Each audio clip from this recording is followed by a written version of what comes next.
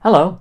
A couple of months ago I released a video talking about some concerns a viewer of mine had about Solar guitars. It was about their quality control and their endorsement program, and you can see that video here.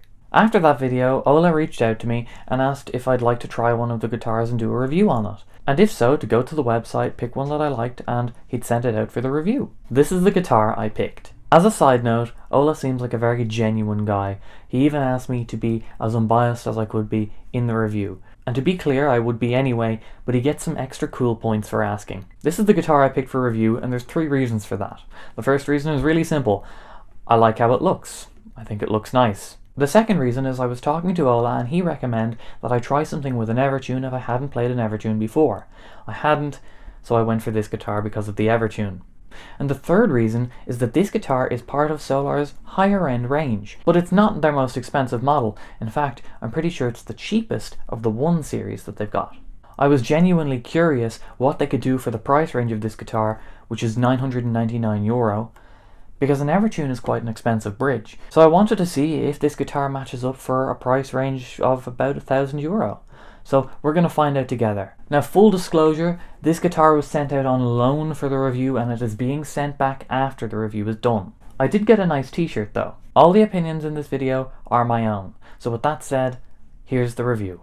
This is a Solar AB1.6S. As far as I know, that code means that this is Solar's A body shape with a bolt-on neck, making it an AB. The 1 indicates that this is one of their higher spec models. The 6 is the number of strings, and the S indicates the antique silver color. The guitar features a 3-piece roasted maple neck and fingerboard. The 3 pieces of wood adding to the already stable roasted maple. It's very unlikely this neck will move a lot. The neck is a thin C shape and is very smooth. It reminds me a bit of some early 90s Ibanez's, but a hair thicker. It's got a 6-in-line reverse headstock with Solar branded locking tuners, a graphite nut, and 24 stainless steel frets, with the signature Solar inlay on the 12th fret. A small but really nice feature is the loom inlay side dots. They're very bright for dark stages, but it's the small details that I really like here, like the small ring of dark material around the lighter glowing material. It makes them easy to see in normal lighting situations, and is a nice but important touch. This guitar is one of the few Solar bolt-ons. Most are set through, but fret access hasn't been sacrificed here. It's easy to reach the high frets. The neck is held on with 5 bolts instead of 4. Even if it's just for looks, I like it. The body is alder and coated in a matte silver satin. I think the colour suits the guitar and helps accentuate its contours. Pickups are the proprietary Solar Duncans. I can only assume they are somewhat similar to Duncan design pickups, but to Solar's spec. There's a full-sized humbucker in the bridge and a single coil size humbucker in the neck. One of my favourite pickup combos. Both the volume and the tone are push-pull. And let me tell you, this is one of my favourite parts of the guitar. It's not made clear exactly what they do, but I've read that it's switching between series and parallel, but it can sometimes sound like you're splitting coils. Whatever it's doing, I like it. My favourite part is that it seems that the tone knob push-pull controls the bridge pickup, and the volume push-pull controls the neck, giving you a ton of tonal options with just the 3-way switch. We'll hear a little bit of those in the demo. A big selling point of the Solar is their use of the Evertune bridge. Not many brands are using them as much as Solar are, the only real competition in that regard being a select few LTDs. The name says it all. This guitar was shipped from Spain, to France, to England, to Ireland. It was on multiple boats and vans in a host of conditions, and I can only assume it wasn't treated gently. But it was fully in tune when I unboxed it. It's fully mechanical, and large springs in the back of the guitar keep the strings in perfect tune. This isn't like a locking system either. If you break a string, it doesn't affect any other strings. It would really be a game changer in studios or hot stages. Every time I picked up the guitar, out of habit I checked tuning, but I didn't need to. It was always in tune. Because the Evertune is so big, I was expecting the guitar to be overly heavy, and while it isn't light, it isn't a crazy weight either. It feels a pretty average weight. Now for the demo.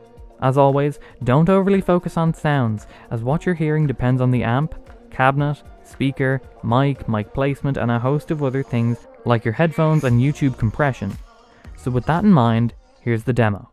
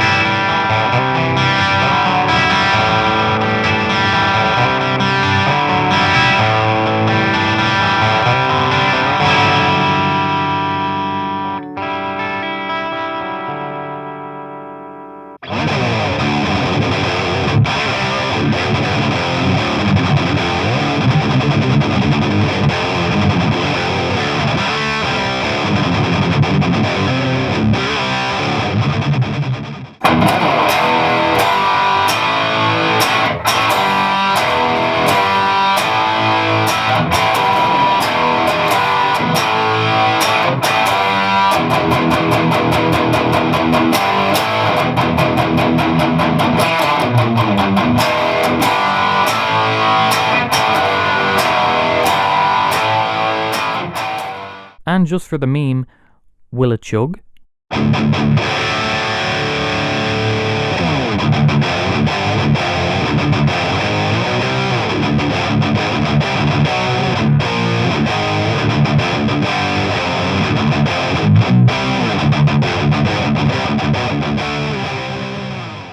The guitar is much brighter sounding than I was expecting, but that's not something I'm against. It'll definitely cut through the mix. I've been very impressed with this guitar, but there are a few things that should be said. When it comes to the Evertune, it might just be the setup, or it might just be how it functions. This is the first time I've used an Evertune, but there's a little clicking sound from the bridge on every string when they're bent.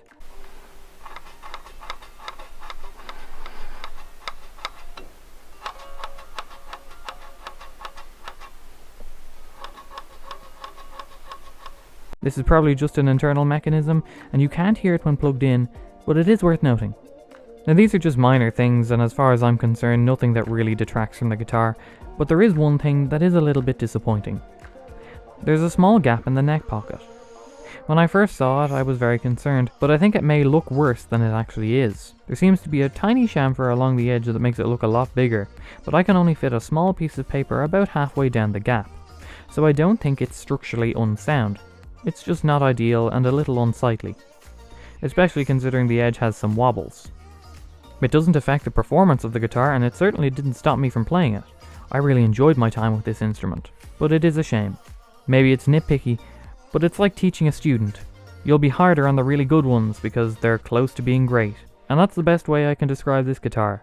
It's close to being great. If the neck pocket was just a bit cleaner, I could give this a 10 out of 10 because it does exactly what it's designed to do. And as a design, it ticks every box for a hard rock or metal guitar. This is just my opinion, and this has been the review of the Solar AB1.6S. A big thank you to Ola for making this happen, and thank you for watching. Remember to like the video and subscribe if you haven't already. I'll see you next time. Bye bye.